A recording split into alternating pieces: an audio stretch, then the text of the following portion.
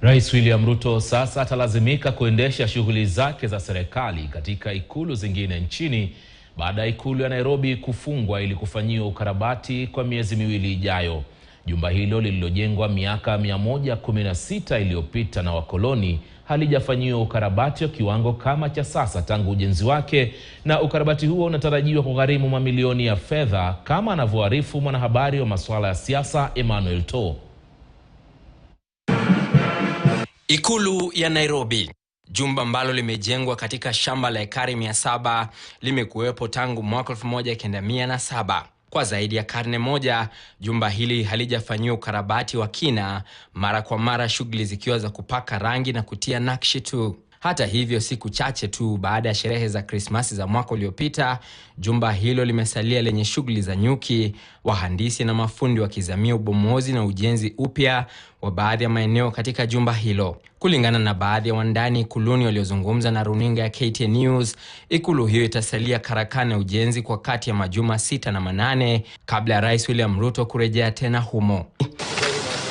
Ingawa hawajafichua kiwango cha fedha kitakachotumika kwa ukarabati huo, duru zinasema Rais William Ruto alidinda kuruhusu mpango mbadala wa kujenga ikulu mpya ambayo imemgharimu mlipa ushuru kima cha shilingi bilioni 4. Ripoti ya bajeti ndogo ya kamati ya bajeti bungeni iliongeza shilingi bilioni 2.6 kwa bajeti ya ikulu na kuifikisha shilingi bilioni 9.9 mwaka uliopita.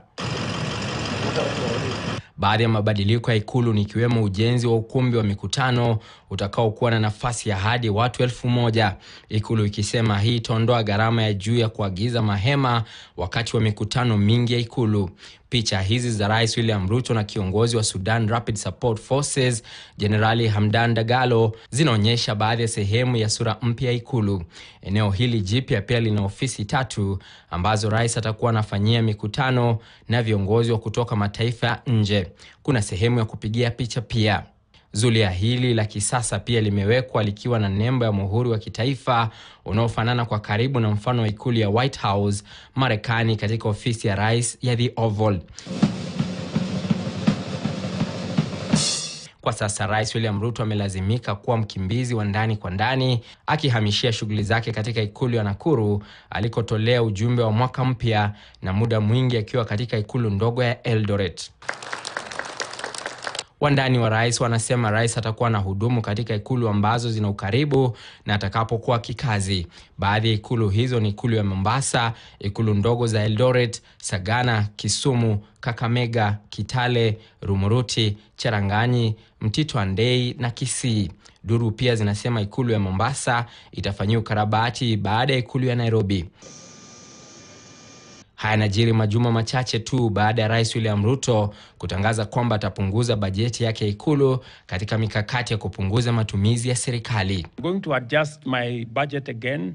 I will knock off a few things, including the travel allowances and many of the things that are in there, so that I can find 500 million shillings to give it to start the manufacture of local devices.